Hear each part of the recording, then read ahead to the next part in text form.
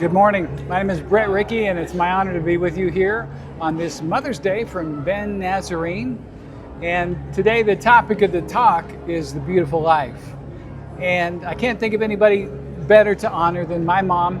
She lived a beautiful life as a follower of Jesus Christ from age 9 on to when she died when she was 87. The last 2 years of her life, she took care of my father, who had dementia.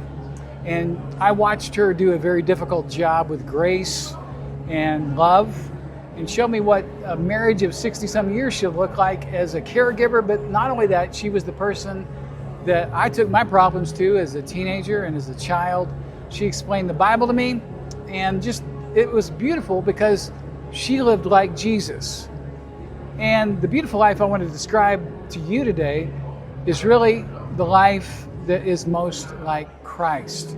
And in summation, it's kind of we're looking through the 3rd chapter of the book of Colossians. If you want to read through all of it, it's one of the most amazing passages that the Apostle Paul wrote to the church there that describes the Christ-like life of how to live it and what to avoid. Some of the pitfalls are in the middle of the chapter.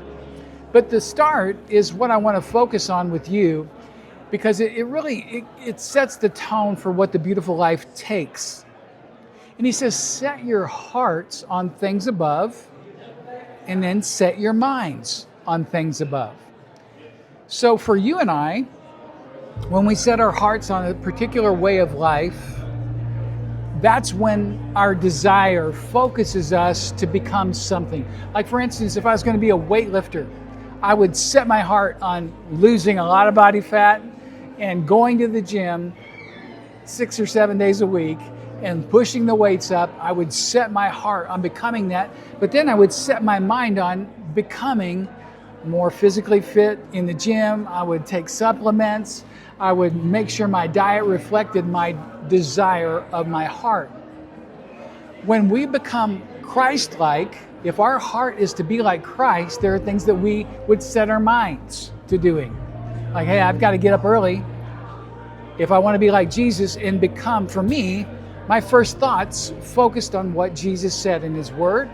I've got to spend some time alone in prayer, because as soon as I open my phone, my brain is flooded with other thoughts that come to me and take me off in a different direction. My algorithm is already programming me to go freak out about something. If I open up my news feed, I'm not going to set my mind heavenward. So I've got to set my mind on where my heart is going, because if I don't, I'll end up in some of the pitfalls of life. And that's what he talks about later on in verse 5. He will say, you've got to put to death some things. And there's a long list of things like sexual immorality, impurity, and lust, and evil desires that he says, these will trip you up on your journey toward becoming like Christ. And I encourage you to look at that list and reflect on how those are things we allow in our life sometimes, but they end up destroying our relationships with others and make us look like something uglier than we want to look like to the world. And so I want you to live the beautiful life that God has called you to live. And the 3rd chapter of Colossians certainly lays out a beautiful place to start.